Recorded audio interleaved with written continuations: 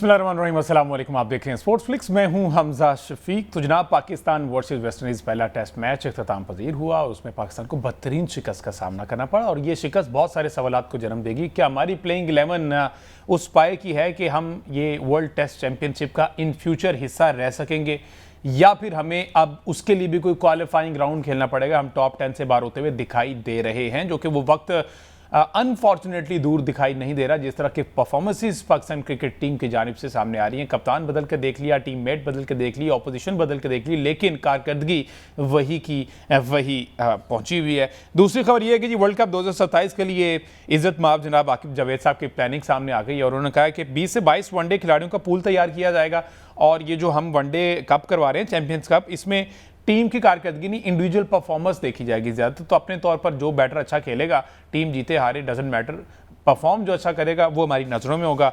उसके बाद Asian legends league 2026 का आगाज़ होने जा रहा है 30 जुलाई से 10 अगस्त तक, जिसमें एक मरतबा फिर पाक भारत टाकरा होगा। आपको याद होगा लास्ट टाइम भारतीय जो है वो डर के मारे भाग गए थे, नई नई उनको ऑपरेशन सिंदूर में शिकस्त हुई थी। उसके बाद जनाब उनको मैच में भी शिकस्त होगी, ग्राउंड में भी शिकस्त होगी। शाहिद अफरीदी वहाँ पर वार्म अप कर रहे थे, ऊपर खड़े हुए, नीचे से वो मुंह छुपाते हुए इंडियन टीम जा रही थी। वो मनाजिर भी बड़े मजे के थे। बहरहाल 2 अगस्त को फिर से लेट्स सी इस दफ़ा वो खेलते हैं पाकिस्तान से या फिर इस दफ़ा भी फिर वो भागने की कोशिश करेंगे। बहरहाल मोहम्मद हफीज़ पाकिस्तान पैंथर्स की कप्तानी करेंगे, जबकि इंडियन रॉयल्स की क़यादत यूसुफ पठान करेंगे और गुज़श्ता साल भी यही कर रहे थे। दीगर खिलाड़ियों में भी बड़े लेजेंड्स हमारे शोएब मलिक, उमर अकमल, कामर अकमल और दीगर शामिल हैं। इस पर आगे चल के बात करते हैं। साथ ही साथ पहला टेस्ट मैच इख्तिताम पजीर तो हो गया, उसमें खुर्रम शहजाद और मोहम्मद अब्बास को ICC कोड ऑफ कंडक्ट के खिलाफ वर्जी का मरतकब पाया गया है और वो 15% उनको जुर्माना हुआ क्योंकि उन्होंने आउट करने के बाद कोई नामुनासिब सेलिब्रेशन की थी, जिसकी वजह से ये।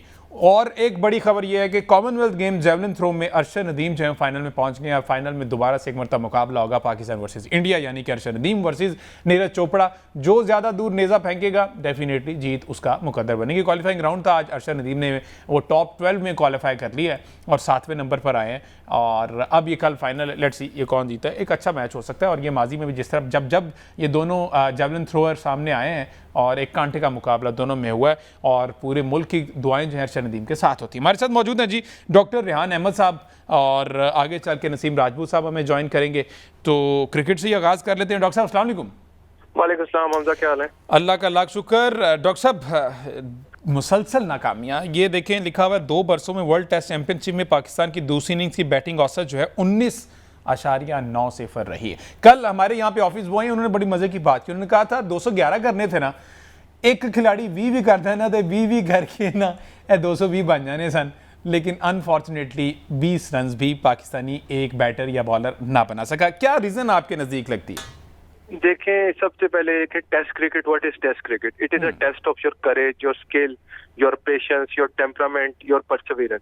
हम टेस्ट क्रिकेट को एक एग्जामिनेशन की तरह नहीं ले रहे। टेस्ट क्रिकेट में एक स्किल सेट चाहिए जो कि अनफॉर्चुनेटली हमारे प्लेयर्स का नहीं है। हमें ये मानना पड़ेगा हमारा skill set is way behind. I think we are in stone ages. The world cricket is moving way ahead of us. हमें सिर्फ और सिर्फ ये चीज अगर एक्सेप्ट कर लेनी चाहिए और हमारे जो सिलेक्टर है, visionary selector I would call Aqib Javed साहब, अगर वो एक जिस तरह एक बंदा घर बनाता है, अगर अपने घर की छत को कमजोर रखे और उसकी बुनियादों को खोखला रखे तो उसका रिजल्ट आउटराइट क्या होगा? यकीनन तोड़फोड़ और तबाही होगी। आकिब जावेद अगर टीम ही इतनी कमजोर बना रहे हैं, साउथ शकील 50 की एवरेज है 19 टेस्ट मैचों में, वो मिडिल ऑर्डर से कैसे बाहर हो रहे हैं? मेरी तो समझ है इट बिलाइज लॉजिक। अगर वो बंदा मिडिल ऑर्डर में नहीं है तो वीक मिडिल ऑर्डर होगा, मीगर मिडिल ऑर्डर होगा। और वही आपने देखा कि वो स्टेबिलिटी नहीं थी कि 243 पे 4 आउट थे और एकदम कोलैप्स किया और 282 पे आप ढेर हो गए। यहाँ पे आप फर्स्ट इनिंग्स में आपको टेस्ट मैच को किल करना चाहिए था, because we had got the lead of 100 runs, we should have easily won the game। ये बड़े आराम से प्लानिंग करनी, कोई चीज वाई तबाही फेरने की जरूरत नहीं। फर्स्ट इनिंग्स में भी हमने उनके ज्यादा रन बनवाए 311 और उनको आउट ना कर सके 250 के अंदर और ऊपर से आउट। और मुसलसल हमारा जो बॉलिंग कॉर्डन कोई भी हो, वो चाहे उसकी पेस है पेस नहीं है, नीचे के प्लेयर्स हमें आगे मार रहे हैं। 2021 में भी याद होगा ट्रिनिडाद एंड टोबैगो में पाकिस्तान वेस्ट इंडीज 1 विकेट से मैच आ रहा, लोअर ऑर्डर ने रन बनाए। बाबर कप्तान हो, शान मसूद कप्तान हो, कोई भी कप्तान हो, ABCD, हम लोअर ऑर्डर को आउट नहीं कर पा रहे। हमें हमारी 2 Ws की लेगेसी थी, कि हम लोअर मिडिल ऑर्डर और लोअर ऑर्डर को with in few balls, I mean, not talking about overs. It was 5 or 6 balls, a matter of 5 or 6 balls that we used to clean the tail up. अब हम tell ही clean नहीं कर पा रहे। और दूसरी inning में भी शुमार जोसेफ ने 27 बॉलों पे 38 रन बनाए, 4 छक्के मारे।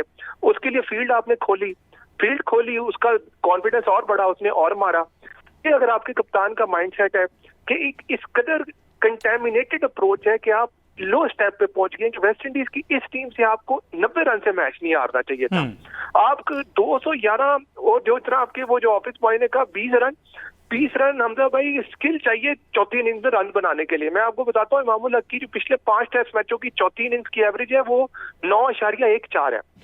मैं आपको मैंने आज फैक्ट्स देखे हैं कुछ, ये इट्स एन अलार्मिंग फैक्ट। और इमामुल हक ने 7 साल हो गए टेस्ट क्रिकेट में डेब्यू किए हुए, उनकी कोई एक सेकंड इनिंग्स में सेंचुरी नहीं है। तो सिलेक्टर सो रहे हैं, टीम मैनेजमेंट सो रही है, क्या प्लानिंग हो रही है?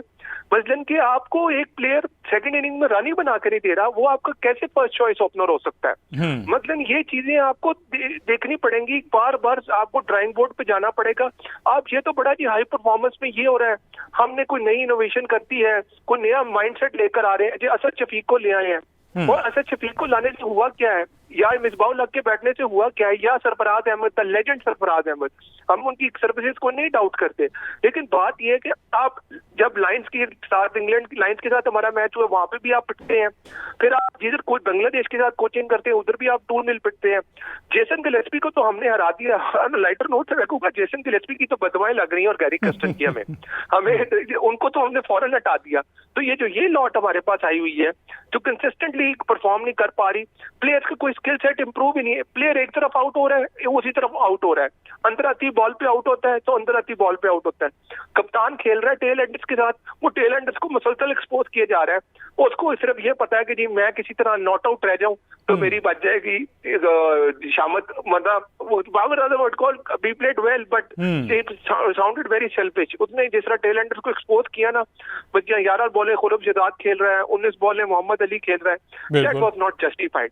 और ये हमारे जो है हाई टाइम कोई सर्जरी ना करें, सिर्फ ड्राइंग बोर्ड पे जाएं। जो कामरान गुलाम लिस्ट ए में रन बनाई जा रहा है, उसका काम क्या लिस्ट ए में 100 बनाना है, उसको वापस लेके रोहिल नजीर को रिजवान की जगह चांस दे ना। Time has come. Ali Raza क्या सिर्फ बूट जो खुश कर रहेगा बाउंड्री लाइन पे बैठ के? अली रजा ने पेस कहाँ दिखानी है? दायरे के अंदर ही दिखानी है ना। फिर वो जो आपका बैट शाह लेकर गए हैं, भाई खिलाओ उसे। 140 से बिलो कोई बॉलिंग करेगा, कोई इसलिए सवाल ही पैदा नहीं होता कि आप आउट कर सकते हैं। You have to run through the team. उसके लिए आपको पेस चाहिए, कोई एंगर चाहिए, कोई फायर चाहिए, कोई एक स्पाइस चाहिए। आपके पास कुछ भी नहीं है, आप सिर्फ 122। ठीक है, अब्बास का तो स्किल सेट ही है ना। अब्बास ने तो बार बार इसी तरह से स्कैम्बल स्कीम, वॉबल सीम से आउट करना है, क्योंकि उसका वो एक स्पेशल आर्ट है। उसको स्पेस नहीं भी है तो उसने रन थ्रू करना है, गैप बनाना है छोटा ऑफ स्टंप और मिडल स्टंप के दरमियान, उसने बैट्समैन को लोअर इन करना है। तो वो तो उसकी स्किल है, वो तो आउट कर लेगा। लेकिन क्या कितने अब्बास हैं आपके पास? एक ही अब्बास है ना, बाकी तो अब्बास आपके पिट गए।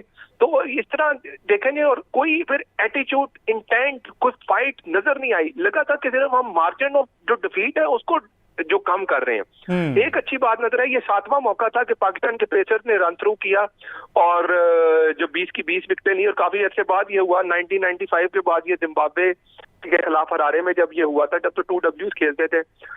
ये 7वां मौका है।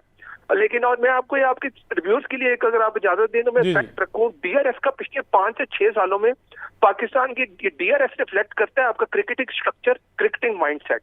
बैटिंग में हम ले रहे हैं हमजा भाई 57 डीआरएस, 18 सक्सेसफुल डीआरएस हो रहे हैं और सक्सेस परसेंटेज है 31%। बिल्कुल ठीक। बॉलिंग में हम डीआरएस ले रहे हैं 75, सक्सेस ओनली 12, और यानी कि सक्सेस रेट बना 16%।